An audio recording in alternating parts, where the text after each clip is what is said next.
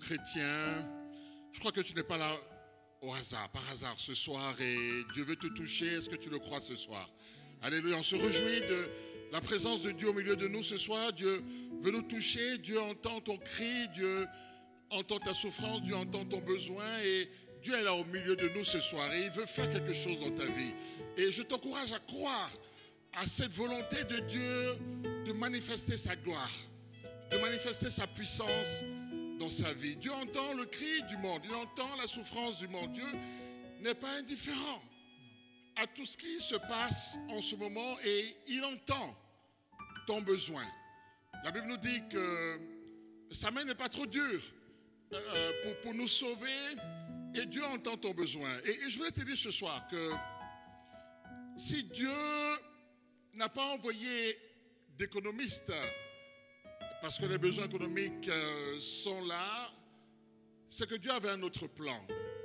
Si Dieu n'a pas envoyé de politiciens pour sauver ce monde, alors que oui, il y a besoin de stabiliser pas mal de choses en politique, c'est que Dieu avait un autre plan. Si Dieu, enfin, n'a pas envoyé un médecin, nous vivons une épidémie difficile, le coronavirus, c'est que Dieu avait notre plan. Mais Dieu a amené quelque chose, même si ses besoins sont légitimes, il a amené quelqu'un d'encore qui peut répondre non seulement à ses besoins légitimes, mais qui peut aller encore plus. Et ce monde, nous avons besoin d'un sauveur. Et ce sauveur, c'est celui qui est capable de vous sortir d'un grand péril, d'un grand danger. Et la Bible nous dit que ce sauveur est venu et il nous a regardé, il a regardé la foule que nous sommes, il regarde le monde que nous sommes, il te regarde ce soir. Et la Bible nous dit qu'il a eu compassion. Il fut ému de compassion à cause de cette foule languissante, abattue et sans berger. Et au-delà de l'économie, au-delà de la politique, au-delà d'être guéri, on a besoin effectivement de ce berger qui va nous garder contre la prédation du mercenaire, l'asservissement par le mercenaire et notre mort par le loup. Ce sauveur qui est capable de nous sauver de nos péchés. Jésus est là ce soir. Alléluia. Nous avons un sauveur ce soir. Son nom s'appelle Jésus et nous avons besoin de lui en ces temps. Oui, nous avons besoin d'avoir une économie qui marche. Nous avons besoin d'avoir de la politique qui marche. Nous avons besoin d'avoir de guérir de coronavirus. Mais au-delà, nous avons besoin d'être sauvés. Notre âme a du prix devant le Seigneur. Et Dieu veut agir ce soir. Il veut agir dans tous les plans de ta vie. Et je t'encourage maintenant, je t'encourage vraiment à élever son nom ce soir. Lorsqu'un malheureux crie, le Seigneur entend et le délivre de toutes ses détresses. La Bible nous dit, je loue, je m'écris, loué soit le Seigneur et je suis délivré de tous mes ennemis. Dieu veut agir ce soir. Il a compassion. Il n'est pas seulement dans la pantie, il n'est pas seulement dans la sympathie, mais il est dans la compassion concrète. Dieu veut faire quelque chose ce soir. Dieu veut faire quelque chose dans ta vie. Quelles que soient les difficultés, il veut aller au-delà de l'économie, au-delà de la politique, au-delà de la guérison contre toute forme de maladie. Il veut aussi sauver ton corps, mais aussi sauver ton âme. Le Seigneur est là, on veut le bénir ensemble. Est-ce qu'on peut l'acclamer? Alléluia. Est-ce qu'on peut l'acclamer dans nos maisons? On se réjouit de sa présence ce soir. Dieu va nous toucher et on va le glorifier, on va l'élever au travers de la louange. Alléluia. Nous allons accueillir la présence de notre Seigneur. Et oui, Seigneur, nous désirons te voir ce soir. Viens, élève-toi au milieu de nous, Seigneur. Alléluia.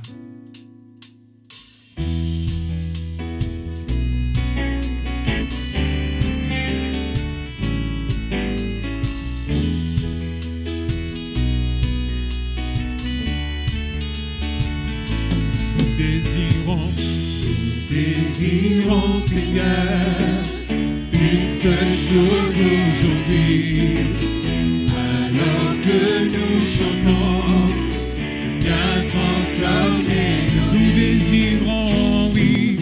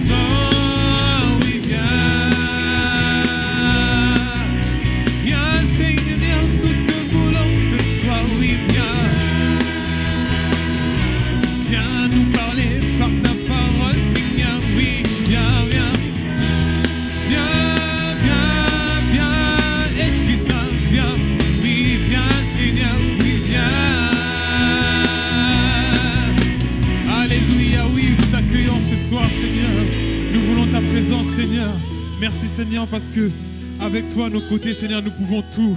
Oh Seigneur, nous t'avons à tes côtés. Emmanuel, Dieu est avec nous. Et nous voulons vraiment encore le louer, nous voulons encore proclamer que nous n'avons rien à craindre. Alléluia, nous avons Jésus, le roi des rois, le Tout-Puissant, celui qui a vaincu la mort, celui qui peut te guérir ce soir, celui qui peut te renouveler. Alléluia, célébrons son nom. Et oui, nous avons Jésus, nous avons, et nous avons, oh, nous avons, oh, nous avons, et nous avons, et nous avons, oh, nous avons, oui, nous avons, et nous avons, oui, nous avons, oui, nous avons, et nous avons, oui, nous avons, et nous avons, oh, nous avons, alors chante allez, alléluia, alléluia, alléluia, alléluia, alléluia,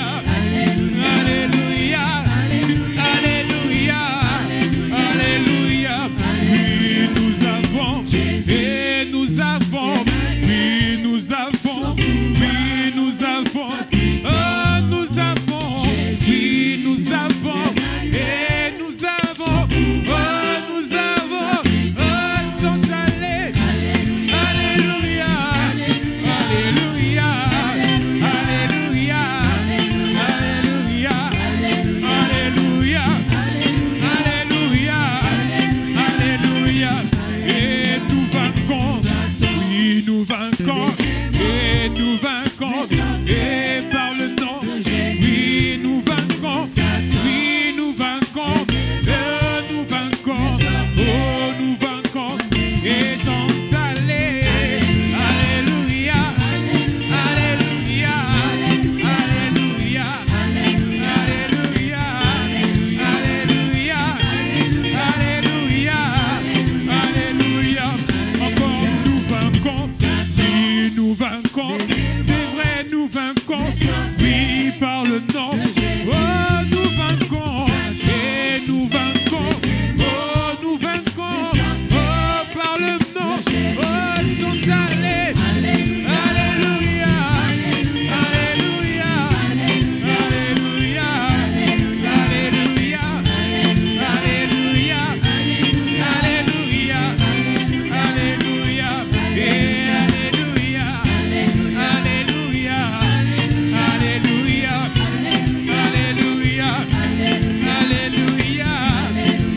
alléluia, alléluia,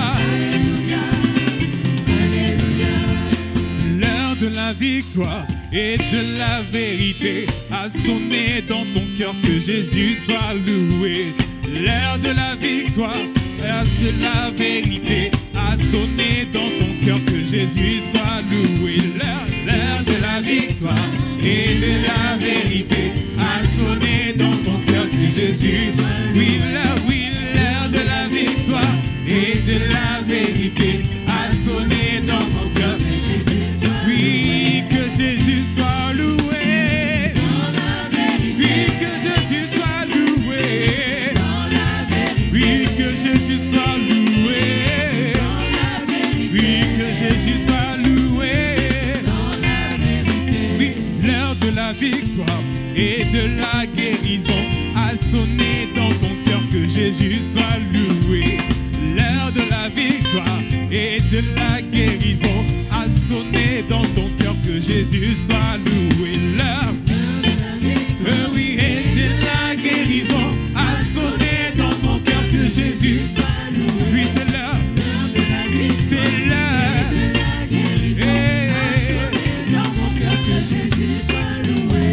Jésus soit loué. Que Jésus soit loué. Oh, roi des rois soit loué. Roi des rois soit loué. L'heure de la victoire et de ta délivrance a sonné dans ton cœur, que Jésus soit loué. L'heure de la victoire et de ta délivrance a sonné dans ton cœur, que Jésus soit loué. L'heure, oh oui, et de ta délivrance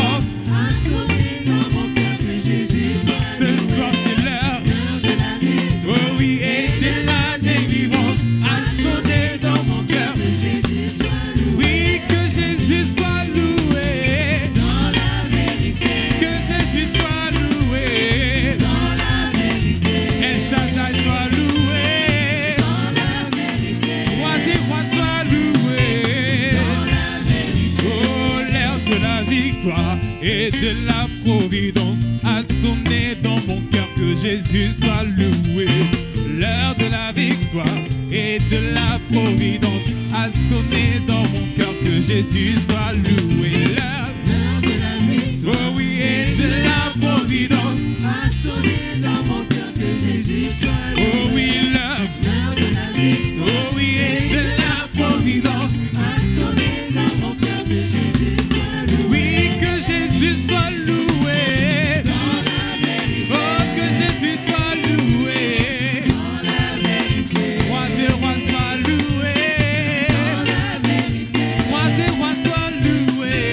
dans la vérité, El Shaddai soit loué. dans la vérité, Tout puissant soit loué. dans la vérité, Mon sauveur soit loué. dans la vérité, Mon rédempteur soit loué. dans la vérité, Bon berger soit loué.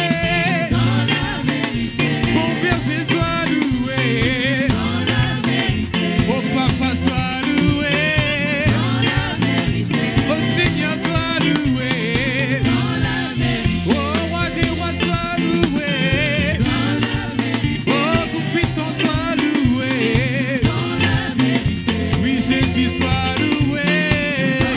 vérité, Au Seigneur soit loué dans la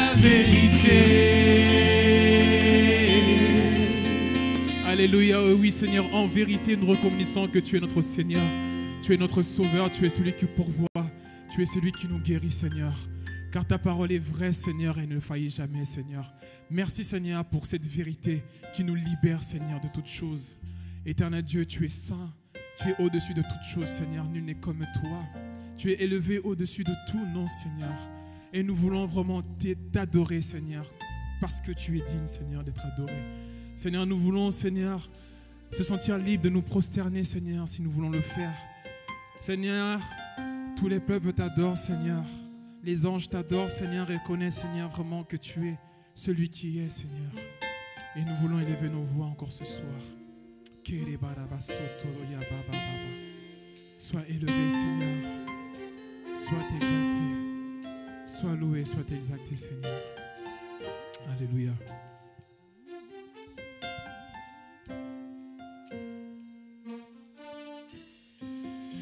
Je lèverai ma voix pour l'adorer, car il est saint, saint, saint, saint.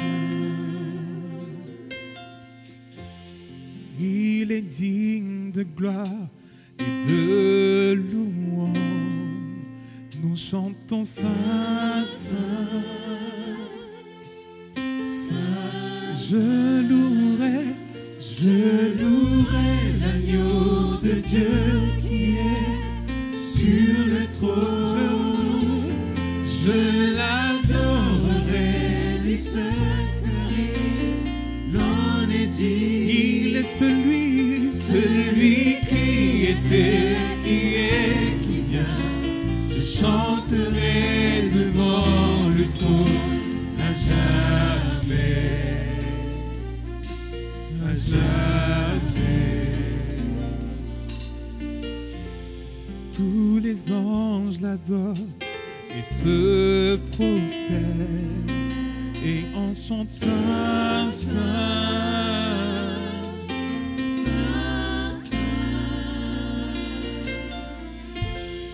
Nous le peuple choisi, nous te adorons et chantons saint, saint, oui, saint. Je louerai l'agneau de Dieu qui est sur le trône. Je l'adorerai, lui seul, car il en est digne. Celui qui était, qui est, qui vient. Je chanterai devant le trône à jamais, à jamais. Oh oui, tous les anges l'adorent et se prosternent en chantons Saint, Saint, oui.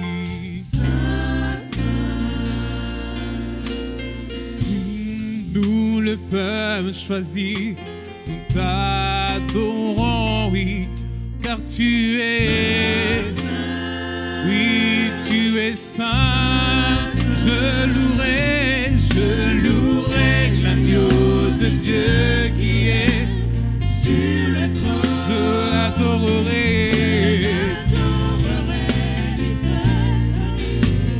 Qu'en est-il? Celui qui était, qui est, qui vient. Je chanterai devant le trône à jamais, à jamais.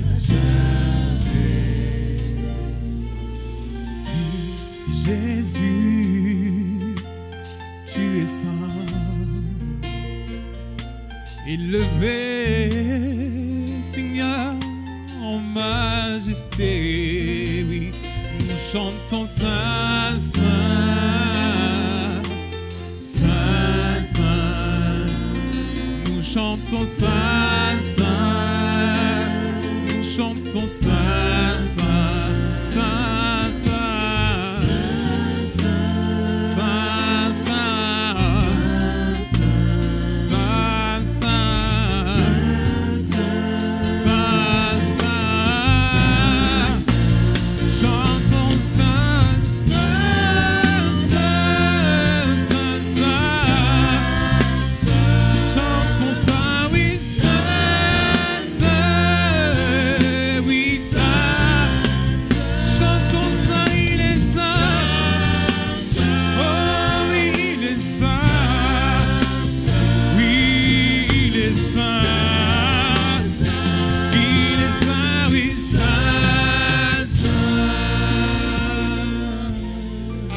Adore-le.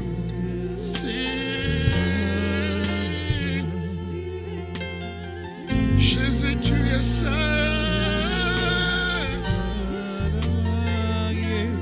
Tu es saint, Jésus.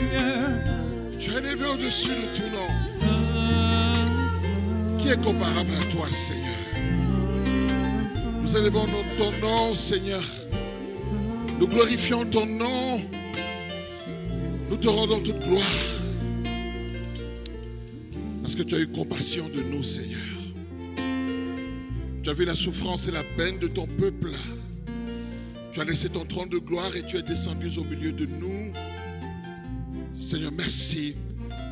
Merci pour le sacrifice à la croix. Merci parce que tu t'es livré pour nous. Merci parce que tu as pris nos infirmités, nos maladies. Tu t'es chargé de nos maladies et nous te rendons toute gloire, nous te bénissons. Seigneur, nous avons besoin de toi, nous avons besoin de ta présence. Merci d'être là au milieu de nous encore ce soir. Nous bénissons cette présence dans le bon nom de Jésus.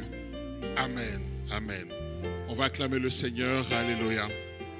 On va acclamer le Seigneur dans nos maisons, on va aller plus loin. Bien aimé, on va aller plus loin. Dans quelques instants, la parole de Dieu va être prêchée et nous aurons une parole puissante ce soir. Le monde en ce moment a besoin d'un berger parce que beaucoup aujourd'hui ne savent plus où donner de la tête. Qui croient les politiques, croient les médecins, croient les économistes. C'est la confusion totale. Nous avons besoin d'un berger qui nous guide, qui nous dirige. Et Jésus est le bon berger. Amen.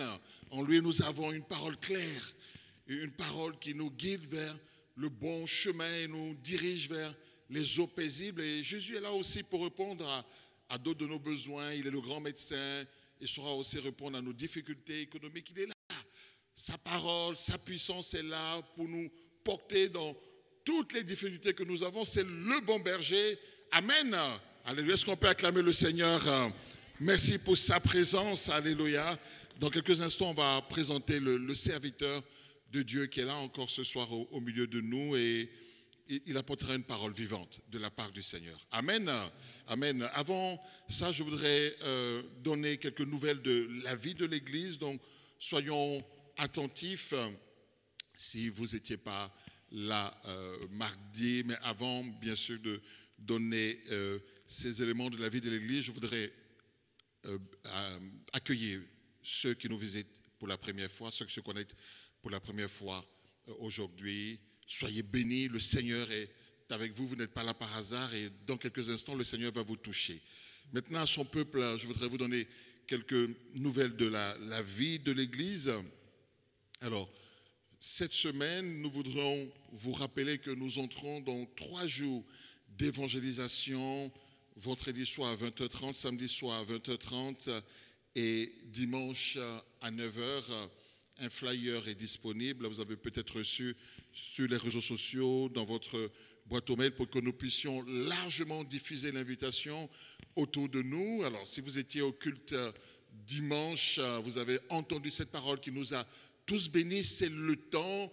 Évitons de nous apaisantir par les excès du manger et du boire. C'est le moment où il nous faut travailler parce que la moisson est abondante. Amen. Donc, nous vous encourageons chacun vraiment à se lever, à distribuer, à inviter autant que possible autour de lui. Nous voulons utiliser ces 3 journées pour que beaucoup, le grand filet qui est encore là, que Jésus a lancé, puisse ramener le plus d'âmes possible. Amen. Amen. Dis à ton frère vraiment, je veux me lever et je vais inviter, je vais être là, je veux participer pour que beaucoup d'hommes et de femmes soient sauvés. Nous sommes dans un temps de difficulté, mais nous sommes également dans un temps de grâce et nous voulons vraiment moissonner autant que possible dans le champ du Seigneur. Amen. Amen. Amen. Alors, je voudrais également vous dire que cette semaine à l'église, donc, il y a encore des réunions à distance, dont notamment l'intercession via les conférences téléphoniques au jour habituel. Donc, contactez le pasteur Jacques si vous souhaitez participer à l'un de ces groupes. Les cours d'anglais à 19h, en 19h et 20h le jeudi. Le samedi, le soutien scolaire, c'est en distanciel à 14h. Et samedi, jeunesse pour Christ. Donc, parlant des adolescents de l'Église, vous aurez votre réunion à 16h sur Zoom. Alors, désormais, quelques réunions, de plus en plus, nous allons commencer à ouvrir des réunions donc à l'Église même, donc en présentiel. Et je voudrais vous annoncer quelques réunions qui vont se tenir donc cette semaine. Samedi à 13h, il y aura une distribution de nourriture organisée par le Samaritain et la Banque alimentaire.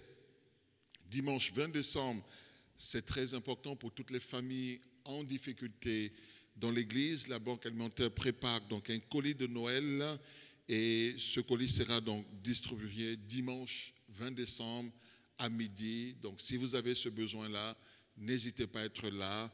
Le service de la Banque alimentaire se tiendra pour vous donner un colis. Donc vous pouvez, si vous ne savez pas comment faire ou pour avoir de plus amples informations, contacter nos sœurs Aimé Krechmer, Patricia Schlepko ou notre sœur Peggy Espérance. Samedi à 14h, la télé vocale se tiendra ici. Samedi à 14h30 également, écoutez bien, il y aura un stand de livres qui sera ouvert jusqu'à 16h30, de samedi de 14h30 à 16h30. Donc on vendra des livres ici, aussi des calendriers. Donc ce sera l'occasion d'offrir des cadeaux qui seront utiles à tous nos proches, à toutes les personnes que nous connaissons. Donc on pourra acheter des livres et offrir. On pourra également acheter des calendriers. Donc samedi de 14h30 à 16h30.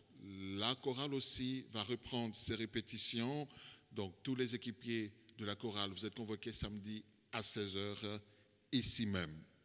Je voudrais dire à tous les enfants de l'église qu'une vidéo est prête et sera mise en ligne mercredi pour vous. Donc nous vous encourageons à la regarder. J'ai même vu quelques extraits. Je peux vous dire, cette vidéo, elle va vraiment vous bénir. Nous remercions vraiment toute l'équipe des enfants, des moniteurs qui travaillent d'arrache-pied pour que les enfants continuent à être bénis par la parole de Dieu, même dans ces temps de confinement. Alors, vous avez entendu les nouvelles règles concernant les cultes. On va pouvoir ouvrir bientôt les réunions à tous vraiment les frères et les sœurs de l'Église, mais on va le faire de façon progressive. Alors, retenez bien que la grande ouverture, ce sera le 27 décembre, mais ce ne sera pas toute l'Église, puisque pour l'instant, il y a encore quelques restrictions. On accueillera 100 personnes exactement Donc, on vous encourage à vous inscrire dès la semaine prochaine, à prendre une inscription par personne, y compris les enfants à partir de 5 ans. Donc, il faudra vous inscrire et ne pas venir sans inscription. C'est important qu'on respecte la capacité d'accueil de l'Église et qu'on continue à respecter, bien sûr, ce que les autorités nous demandent. Et nous aussi, à participer à ce mouvement de prévention de l'épidémie et à ne pas mettre en danger les personnes vulnérables autour de nous. Donc, samedi 27 décembre, nous reprendrons. Et à partir du 3 janvier, il y aura 2 cultes. Donc, on pourra accueillir beaucoup plus de personnes sur les 2 cultes, environ 200 personnes. Voilà. Amen. Amen. Amen. Alors, donc, avant cela, donc, je voudrais vous dire que le dimanche, donc 20 décembre, ce sera le culte de Noël, mais ce sera en distanciel. Et un mot rapidement sur la veillée du 31 décembre. Donc, il n'y aura pas de rassemblement ici parce que nous serons trop nombreux. On dépassera les normes aujourd'hui établies par l'État. Mais nous aurons une réunion ensemble. Enfin, on va être ensemble, tous ensemble, de 23h à minuit. Et toute l'Église va participer à cette réunion. Toute l'Église est concernée. Donc, on vous demande, donc on vous rappelle qu'on a besoin de vos productions. Vous pouvez chanter, louer le Seigneur, enfin, tout ce que vous souhaitez exprimer en cette fin d'année, faites-le au travers d'une production, une production courte, vraiment d'1 ou 2 minutes. Vos témoignages également d'1 ou 2 minutes, 1 mot, 2 mots suffiront pour dire à Dieu combien vous l'aimez et montrer à vos frères que vous êtes là et on veut vous voir aussi lors de ces productions. Et n'oubliez pas également, si vous souhaitez apporter des vœux de bonne année 2021 à tous vos frères et à toute l'Assemblée, faites-le avant le 15 décembre pour laisser à toute l'équipe technique préparer ces moments que nous allons vivre ensemble. Amen. Amen. Donc, nous voulons que ce soit un grand moment pour l'Église et nous vous encourageons donc cette semaine donc à faire vos productions et à les envoyer au pasteur Yves qui les chargera de transmettre donc au service technique. Alors, un petit mot sur les finances de l'Église. Bien sûr, on vous remercie pour vos fidélités de mois en mois. On a besoin tous de continuer à être fidèles dans la maison de Dieu parce que cette maison, elle nous est chère. Amen. Et nous avons besoin qu'elle continue d'avancer. Dieu nous a donné une grande mission à faire et ce temps difficile, c'est un temps pour que l'Église annonce l'évangile de paix et nous allons continuer ensemble. Merci. Continuez à donner vos dons par virement, par PayPal sur le site et en espèces si vous le souhaitez dans les anciens locaux de Villemont. Je terminerai pour informer que notre frère, le pasteur Félix Simakala, donc, est décédé. C'est le pasteur de l'église Bethel. Peut-être que certains d'entre vous le connaissent à Pierrefitte. Donc, nous sommes avec toute cette église et vraiment, si vous les connaissez, vous connaissez quelques membres de cette église, n'hésitez pas à les appeler. On veut les soutenir, on veut être avec eux dans ces moments. Amen. On va bénir le Seigneur. On peut acclamer le Seigneur. Alléluia. Est-ce qu'on peut acclamer le Seigneur? Est-ce qu'on peut acclamer le Seigneur? Alléluia. Donc, on va chanter un chant et juste après, on va présenter l'orateur de ce soir. Et tout de suite, le Seigneur sera avec nous au travers de sa parole.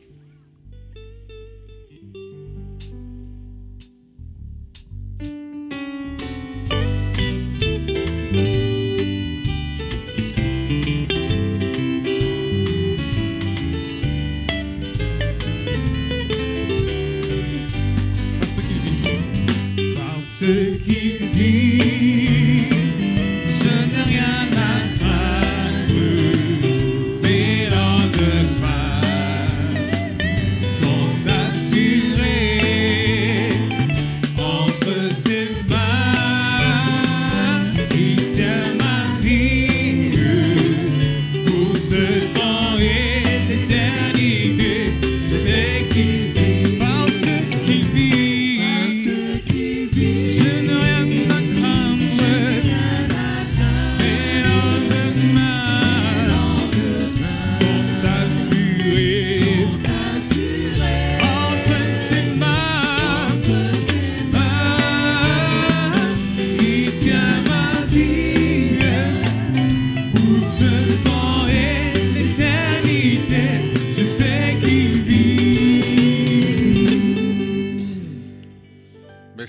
merci à la louange. Voilà, on va tout de suite rentrer dans la parole de Dieu. On voudrait présenter le pasteur Alain Moulin de l'église de Flins, qui est près de Douai, dans le nord de la France. On est béni par son ministère parce qu'on l'a déjà eu à l'église et peut-être que quelques-uns de vous le connaissez, mais vous avez peut-être l'occasion de l'entendre dimanche et on a été béni par la parole qui nous a apporté. Et ce soir encore, il est là au milieu de nous. On le remercie en tout cas pour sa présence, d'avoir fait ce déplacement. Il est venu avec son épouse et Christine et on voudrait le bénir vraiment pour le temps qu'il nous accorde et qu'il accorde à tout le peuple de Dieu ce soir. Merci, pasteur Alain, bienvenue ce soir. L'autre, je vais vous donner un autre micro.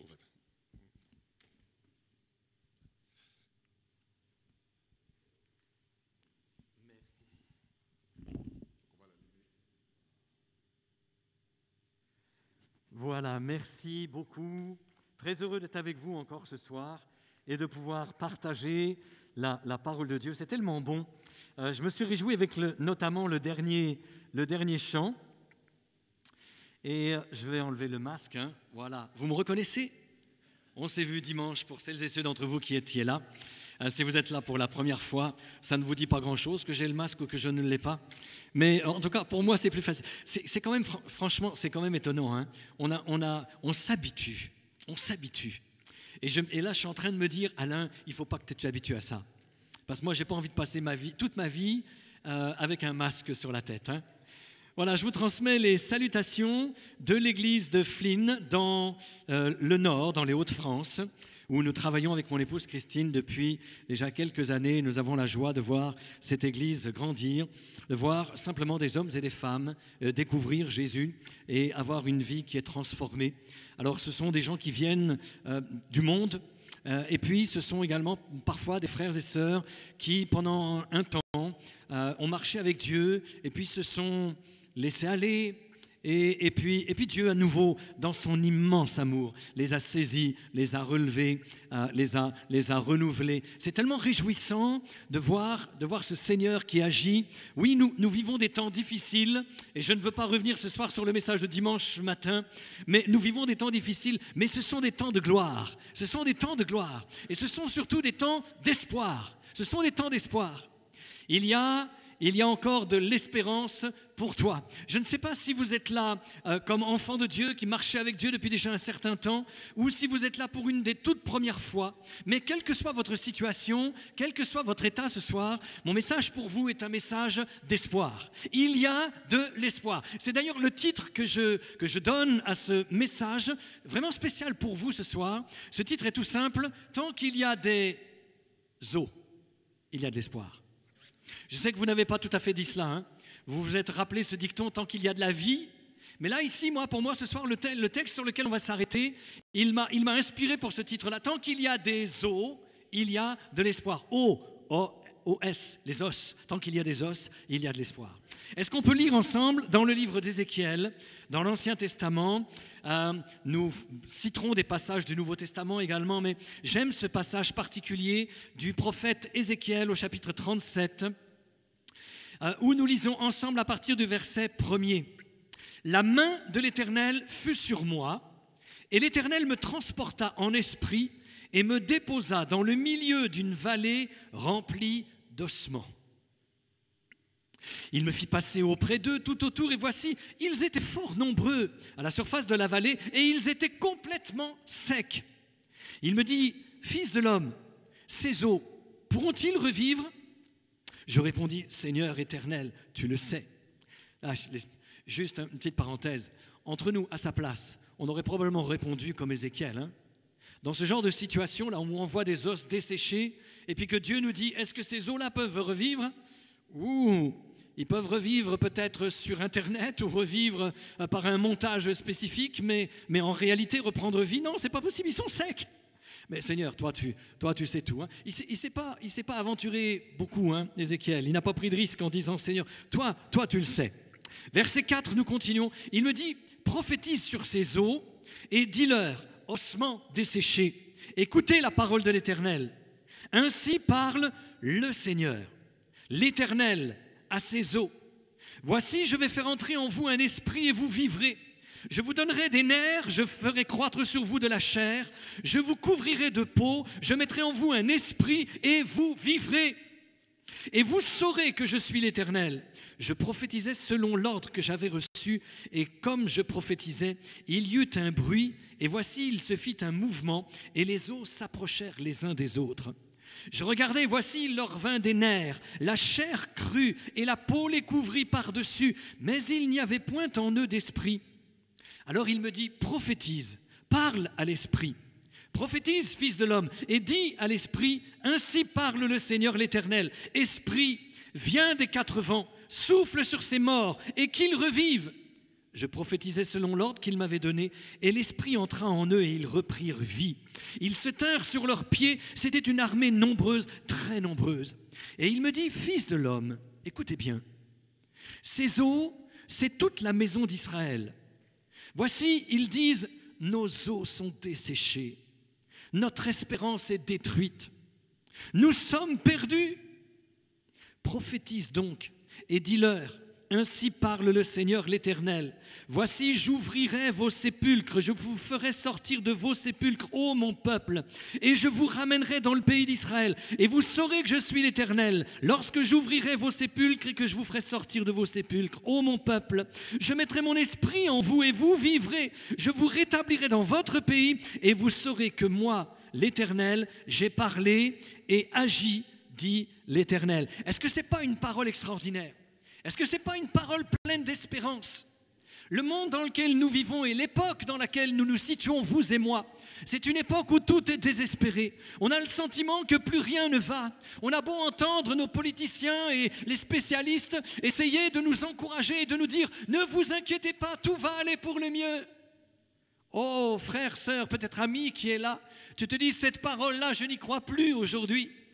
Je viens de recevoir mon préavis de mise à la porte. Mon entreprise a fait faillite ou elle va faire faillite dans les semaines qui s'en viennent. Ma santé se dégrade. Je n'ai plus d'espérance. Je ne peux plus payer mon loyer. Il y a tellement de circonstances dans lesquelles toi et moi nous pourrions dire ce soir, je n'ai plus d'espoir. Je n'ai plus d'espoir.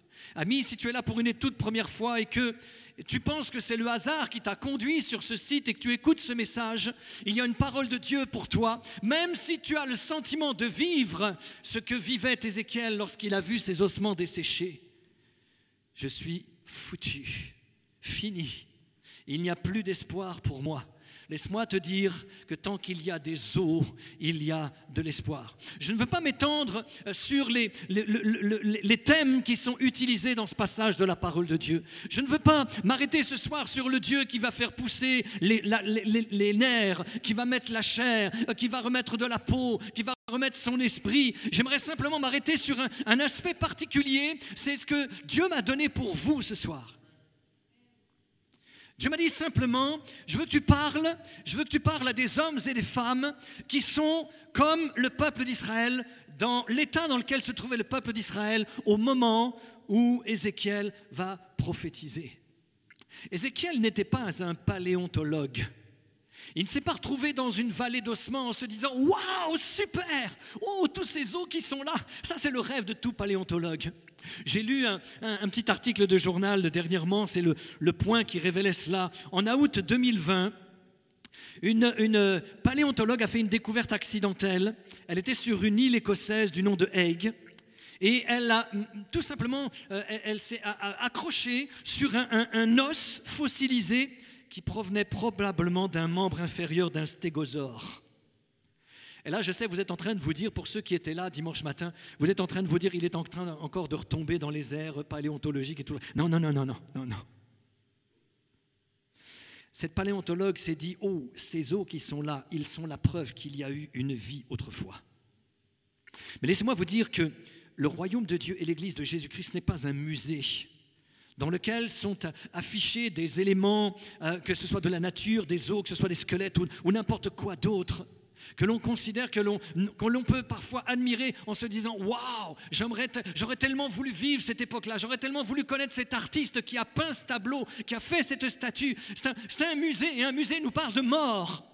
Et quand Ézéchiel s'est retrouvé dans la vallée, si Ézéchiel revenait aujourd'hui, il serait dans la même situation en voyant le pays dans lequel nous vivons et l'état dans lequel nous sommes. Il dirait, on a l'impression que c'est un musée.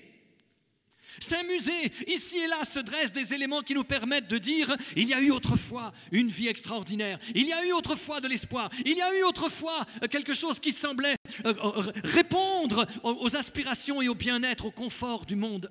Mais aujourd'hui, c'est le désespoir. Aujourd'hui, nous ressemblons à une vallée de squelettes. Il n'y a plus d'espoir pour nous. Plus d'espoir. Si mon message s'arrêtait là, il n'y aurait plus qu'à aller prendre une corde et se pendre. Mais ce n'est pas le message. Dieu n'est pas un paléontologue qui regarde un champ de squelettes en disant « c'est fini ». Il y a eu la vie autrefois, elle n'y est plus aujourd'hui. Dieu est le Dieu du ciel qui dit à Ézéchiel « tu vas parler à ces eaux parce que je veux qu'ils sachent que quand il y a des eaux, il y a encore de l'espoir. » C'est incroyable.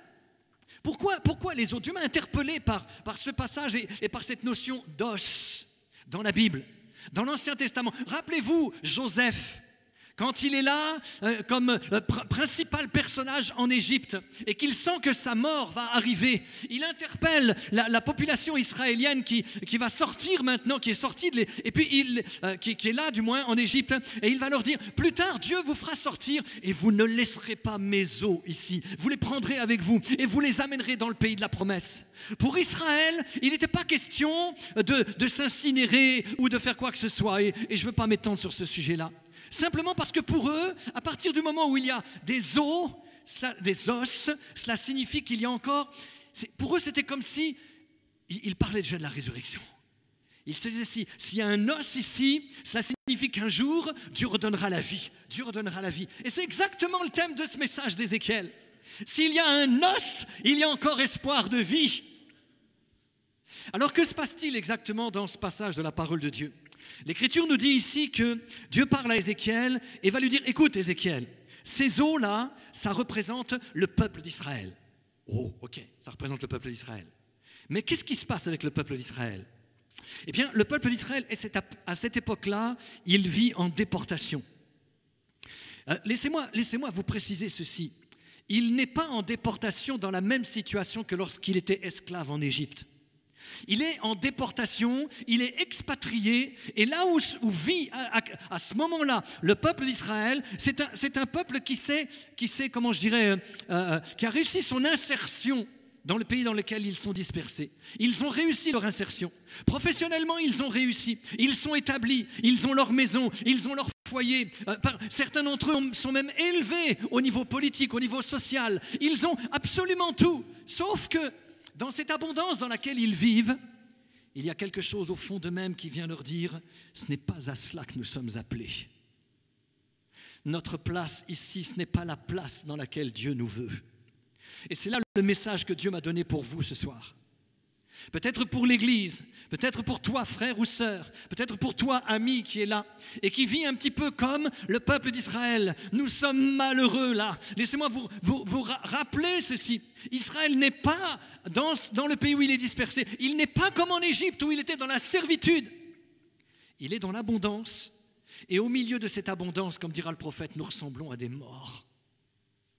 Est-il possible qu'il y ait des moments où dans ta vie, frère, sœur, Église, tu te dises, je vis des choses, il se passe des choses, il y a une ambiance, j'ai de l'argent, j'ai réussi dans ma vie, mais je ne me sens pas à ma place. J'ai l'impression que je ne suis pas exactement celui que je devrais être. C'est exactement cela qui se passe pour Ézéchiel. Et je suis persuadé qu'il y a beaucoup plus de croyantes et de croyants qui se retrouvent dans cette situation-là. Un petit peu comme l'était une femme dont on a entendu parler un tout petit peu dimanche matin dans le préambule du culte. Oui, ça représente le peuple d'Israël. Ils ne sont plus ce qu'ils auraient dû être. Ils auraient dû être la tête et ils sont la queue. Ils auraient dû être premiers et ils sont derniers. Ils auraient dû être forts et fiers et ils sont faibles et misérables. Vous est-il arrivé de vous dire « je n'ai pas la vie que j'aurais dû avoir » ? Avez-vous parfois le sentiment que vous n'êtes pas la personne que vous auriez dû être. C'est étrange parce qu'en tant que chrétien, je vais transformer cela. Comme chrétien, très souvent, nous donnons l'apparence d'être super, d'être bien, d'être en forme, d'être des chrétiens extraordinaires. Nous sommes prêts à lever les mains, à chanter, à danser, mais au fond de nous-mêmes, combien d'hommes et de femmes, combien de frères et de sœurs sont dans cette situation. Quand ils rentrent chez eux, ils sont là, ils se disent « Seigneur, je n'ai pas le sentiment d'être vraiment ce que je devrais être. Je devrais être un chrétien enthousiaste et je joue un rôle, je ne le suis pas. » Parfois, ce sont vos maris ou épouses qui, à la maison, ou vos enfants, peut-être quand vous rentrez de l'église, qui te disent « Papa, tu as joué un beau rôle aujourd'hui, hein? Tu as fait comme si tout était super dans ta vie, mais nous, on te connaît. » Frères, tant qu'il y a de l'esau, il y a de l'espoir. Anne, dans le premier livre de Samuel, au chapitre 1er, il nous est dit d'elle, c'est au verset 8, il nous est dit, son mari la regarde et il est étonné de la voir triste comme cela et il se dit, mais Anne, est-ce que tu n'as pas tout pour être heureuse? Effectivement, Anne avait tout pour être heureuse. Elle avait une réussite sociale, elle avait une sécurité matérielle, elle avait un mari qui l'aimait profondément. Elle avait normalement tout ce qu'humainement parlant, nous pouvons avoir les uns et les autres, ou espérons avoir. Et pourtant, elle n'était pas heureuse parce qu'il lui manquait quelque chose. Elle n'était pas la femme qu'elle devait être, c'est-à-dire une mère. Elle savait qu'en tant que femme, elle devait enfanter et elle était stérile. Il n'y avait pas cette vie, ce qui fait qu'elle était mal au fond d'elle-même, elle était amère au fond d'elle-même. Oui, elle pouvait se réjouir de tout ce qu'elle possédait, mais tout ce qu'elle possédait ne la rendait pas satisfaite parce que comme Israël, elle se disait « mes os sont desséchés ». Je ne suis pas ce que je devrais être. Je ne suis pas ce que je devrais être. J'ai tout sauf l'essentiel. Ça me fait penser à cette histoire que vous connaissez certainement dans l'évangile de Luc, cette belle parabole du fils prodigue. Il a tout. Il quitte la maison paternelle avec les richesses, avec une partie de l'héritage. Il fait la fête, il a des amis, il dépense tout ce qu'il a. Il roule en Porsche, il prend l'avion pour aller au Baléares pendant l'hiver. Il se promène, il est là, tout le monde l'admire, tout le monde le regarde, tout le monde est prêt à être autour de lui, à l'entourer. Il a des amis. Et puis l'argent passe, le temps passe, les mois passent. Et puis à un moment donné, il se retrouve à garder les cochons. Je passe l'histoire, elle est quand même tellement extraordinaire. Il a tout, sauf l'essentiel. Et à un moment donné, alors qu'il va faire le constat qu'il ne lui reste plus rien, il n'a plus d'amis, il a plus d'argent, il est complètement désabusé et surtout, il n'a plus aucune dignité. Il a juste le sentiment d'être passé à côté de sa vraie vie. Et je sens au fond de moi-même, quand je préparais ce message la semaine dernière, que Dieu me donnait spécialement pour vous ce soir, je sentais ce malaise qu'il y a dans le cœur de tellement de frères et sœurs, et parfois peut-être même dans certaines assemblées, dans certaines églises, qui se disent « nous ne sommes pas ce que nous devrions être ». Waouh, c'est tellement difficile de vivre des choses comme cela. Je devrais être dominant. Je me suis retrouvé parfois dans des situations comme cela où je me disais je suis pasteur, je conduis le peuple de Dieu et je prêche sa parole, je devrais être dominant dans ma vie. Et il y a encore des passions, il y a encore des choses qui sont là et qui me tiennent. Je devrais être dominant et je suis dominé. Je devrais être libre et je suis esclave. Je devrais être hardi et plein de courage. Et je suis gêné, timide, craintif. Je devrais être leader et investi dans mon église. Je devrais être capable d'entraîner les autres dans la maison de Dieu et dans le monde autour de moi, dans ma propre famille. Et je suis loin d'être dans cet état-là. J'ai plus le sentiment d'être absent, inutile, démotivé et sans vigueur. Mais non, tout n'est pas perdu. Ces os pourront-ils revivre ? Je crois qu'il y a des moments où l'Esprit de Dieu vient nous parler et c'est ce que l'Esprit est en train de faire ce soir. Dieu est en train de te dire, Dieu est en train de nous dire, est-ce qu'ils pourront revivre ? Est-ce qu'il est possible qu'il y ait un autre chemin, qu'il y ait une autre vie ? Oui, c'est possible. C'est possible. Ces eaux symbolisent l'espoir. Tant qu'il y a des eaux, il y a de l'espoir. Laissez-moi vous dire, lors de la création, Dieu a tout créé à partir de rien. C'était le néant, c'était le vide. De rien, il a tout créé. Mais maintenant, à partir d'un rien, Dieu peut tout refaire. Tu comprends la différence? À la création, de rien, Dieu a tout fait. Aujourd'hui, d'un rien, Dieu peut tout faire. D'un rien comme toi, d'un rien comme moi, Dieu peut tout faire. D'un petit reste, d'un os desséché, qui se dit « je n'ai plus rien à faire qu'à être simplement un os dans un musée ». On parlera de moi et on se dira « un jour, il a vécu ». Frères, sœurs, il y a de l'espoir pour toi. Dieu te dit ce soir « je veux faire de toi un instrument que je vais utiliser pour ma gloire. Tu es rien et de ce rien, je vais faire un tout, si tu le crois seulement. » Si tu le crois seulement. C'est quand son peuple va se retrouver dans cette situation. Nous sommes perdus. Il n'y a plus d'espoir pour nous. C'est là que tout devient possible. Il y a des moments où tant que nous sommes sûrs de nous-mêmes, tant que nous sommes gonflés de cette assurance qu'avait Pierre lorsqu'il a dit « Oh Seigneur, tu vas voir, moi jusqu'au bout, je vais aller avec toi », Dieu sait qu'il ne peut pas faire grand-chose. Mais c'est quand à un moment donné, nous faisons le constat, un constat authentique, qui nous amène à dire « mais je ne suis pas ce que j'aurais dû être. Misérable que je suis, dira Paul dans Romains 7, verset 24. Oh, s'il n'avait pas dit cela, nous n'aurions pas Romains 8, dans lequel l'Esprit de Dieu viendra dire « il n'y a plus aucune condamnation pour ceux qui sont en Jésus-Christ, parce qu'il y a la loi de l'Esprit de vie en eux. » Frère, sœur, ami qui est là, peut-être ta situation est désespérée, je pourrais prendre encore du temps pour essayer de la décrire, mais qu'importe, quelles que soient les raisons pour lesquelles tu te dis « je suis comme ces eaux desséchées, je n'ai plus d'espoir ». Si simplement tu te retrouves devant Dieu en disant « oui Seigneur, je suis comme ce peuple d'Israël, je suis comme ce Paul, je suis comme Anne, je suis comme ce fils prodigue, je n'ai plus d'espoir ». Alors si tu te tournes vers lui ce soir et que tu lui avoues cela, que tu lui dis cela, il est le Dieu qui va entendre et qui va répondre. Dans le psaume 32, laissez-moi vous rappeler cette parole de David. Il dira simplement les versets 3, 4 et 6. Il dira « Mes os se consumaient. Ma vigueur n'était plus que sécheresse comme celle de l'été. » Mais ensuite de cela, il va prier.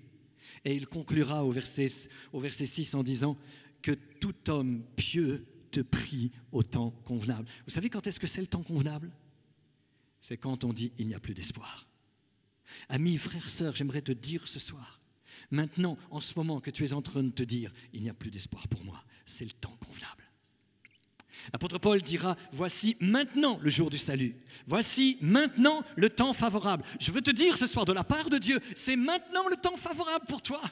C'est le contraire à tout ce que l'être humain peut imaginer. Lorsque nous regardons des eaux desséchées, nous disons « c'est fini ». Lorsque Dieu voit des eaux desséchées, il dit « waouh, tout commence, tout peut commencer pour toi ». Alors quoi faire? Il te suffit de faire comme David, de prier, qu'ainsi tout homme pieux ou toute femme pieuse te prie au temps convenable. Ce n'est pas une question de te lamenter pendant des jours et des jours, mais simplement de lui dire « Seigneur, regarde ma situation, regarde mon état, je suis comme des eaux desséchées ». Dieu dit « waouh, ouais, vraiment, os desséchés, waouh, vis maintenant, vis maintenant, vis maintenant ». Ça, c'est ce que Dieu te dit ce soir. Reçois cette parole. Reçois cette parole.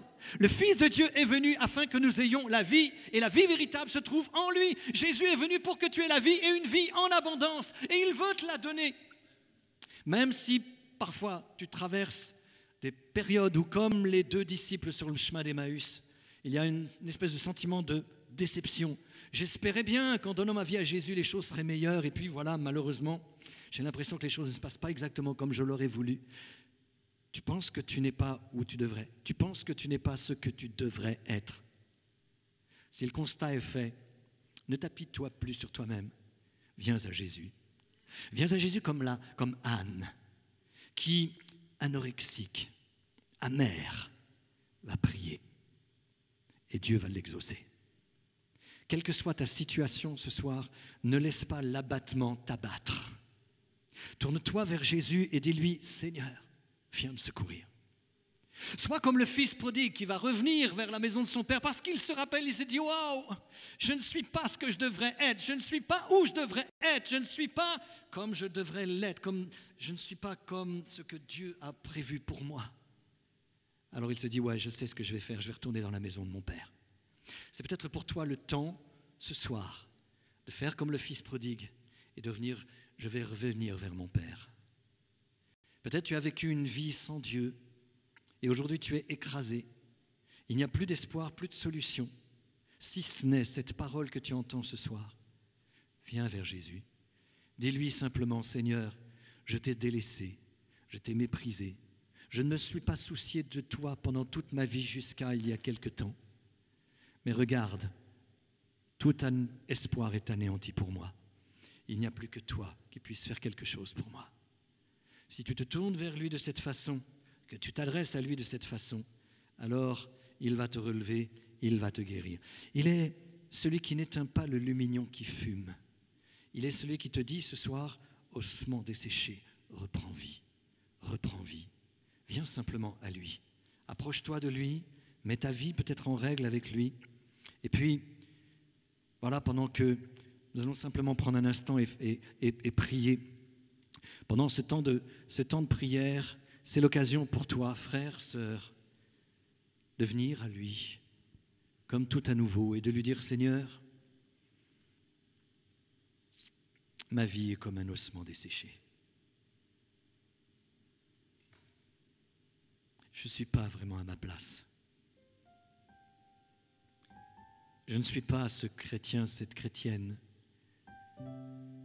que je devrais être. Je n'ai pas encore porté les fruits que tu aurais voulu que je porte. Peut-être tu te dis, ce soir, j'ai parfois l'impression d'être comme le figuier qui avait une belle apparence, mais il n'y avait pas de fruits. Je ne vis pas ce que Jésus voudrait que je vive. Seigneur, peut-être plusieurs ce soir sont dans cet état et se disent, mais alors que faire ? C'est simplement venir honnêtement aux pieds de Jésus et lui dire, Seigneur, si ma vie ressemble à ces ossements desséchés, alors refais croître la peau, la chair, les nerfs et mets l'esprit de vie, mets l'esprit de vie, mets l'esprit de vie. Seigneur, je te prie ce soir pour les bien-aimés qui sont là, qui sont dans cette situation, dans cet état, et qui, pendant que nous sommes en train de prier, eux-mêmes font monter vers toi leur prière, avec larmes peut-être comme Anne, avec supplication comme le fils prodigue, mais qui se tournent vers toi en cet instant et qui te disent « Oh Dieu, viens restaurer, viens renouveler, viens refaire tout ce qui a été défait dans ma vie. Viens me reconstruire, viens me rétablir. » Tu me donnes de l'espoir ce soir et je me tourne vers toi.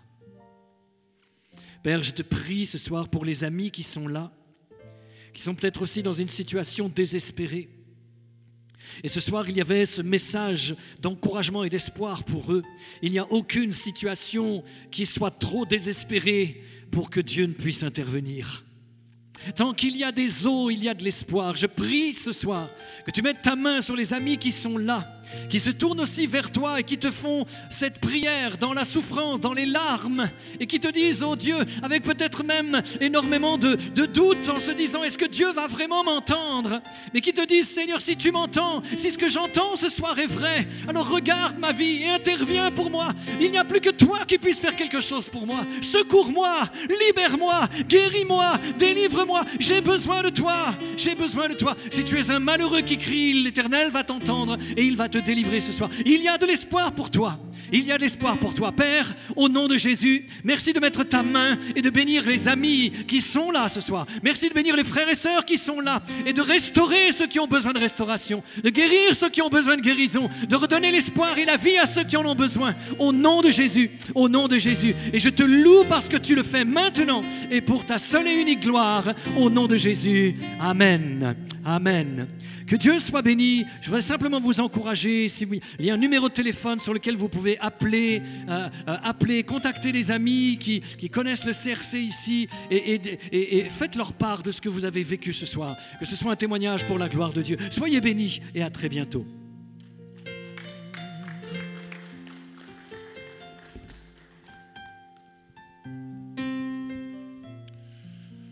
Merci Seigneur. Et est-ce qu'on peut acclamer le Seigneur?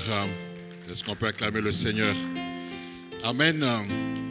Nous sommes vraiment reconnaissants au Seigneur qu'ils sont beaux les pieds de ceux qui annoncent l'évangile de paix.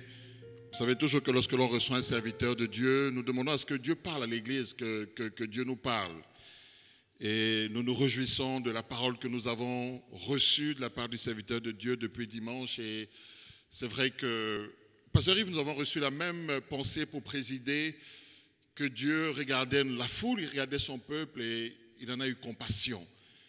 Il fut véritablement ému parce que ce peuple-là, il a vu abattu et languissant, mais Dieu n'est pas simplement dans l'empathie ni dans la sympathie, mais il agit. Il agit, il est concret, il fait quelque chose, il ne fait pas que des diagnostics, mais il agit pour soigner, pour guérir, pour relever. Et Dieu nous a parlé depuis dimanche et nous a dit concrètement, bien-aimés, que oui, les temps sont difficiles, mais son onction est là, sa grâce est là, ses dons sont là, son abondance est là. Et nous n'avons pas besoin de plus d'économie, de plus de politique, mais nous avons besoin de son esprit pour aller plus loin, pour aller de l'avant. Son esprit, c'est la vie, son esprit est là pour nous conduire plus haut, plus loin. Lèvons-nous, ne nous apaisantissons pas, mais agissons, avançons, parce que Dieu veut faire de grandes choses au travers de nous. Et ce soir, quel que soit notre état d'abattement, de dessèchement, son esprit était là pour nous restaurer, pour mettre en nous la vie, parce qu'au-delà de la médecine, Dieu est capable de nous donner, c'est lui le grand médecin, c'est lui qui donne la vie. Et merci à tout ce que peuvent faire les médecins, mais nous avons besoin de la vie que Dieu nous donne. Il est venu pour nous donner la vie en abondance, et cette vie-là, nous la recevons.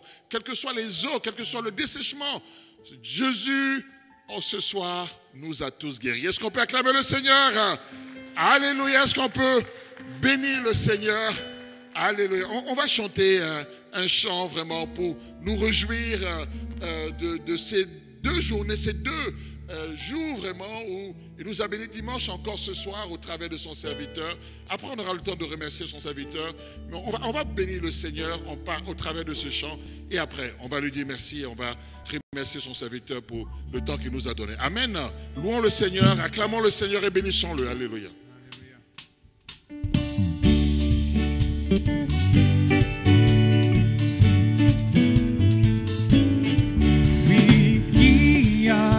Le dernier mot. Jésus a le dernier mot. Et qui a le dernier mot?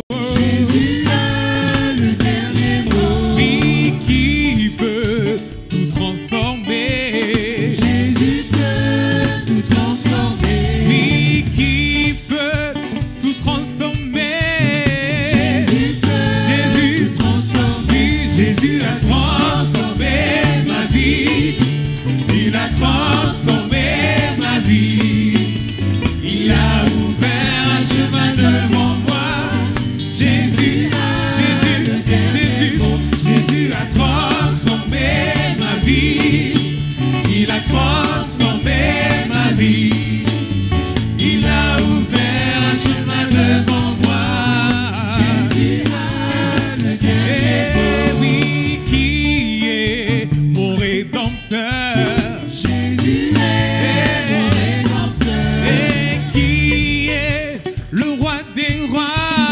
Jésus est le roi des rois. Et qui est l'ami fidèle. Jésus est l'ami fidèle. Et qui peut te transformer.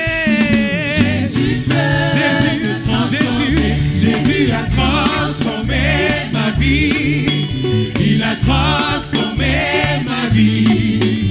Il a ouvert un chemin devant moi. Jésus a le dernier mot. Jésus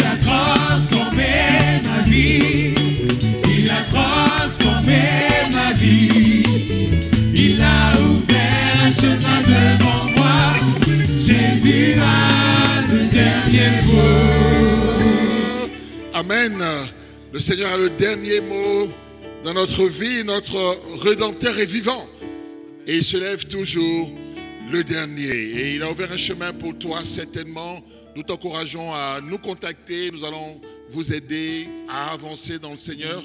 Merci à son serviteur. Merci de nous avoir donné tout ce temps. Merci, Pasteur Alain Moulin. Merci, Christine, son épouse.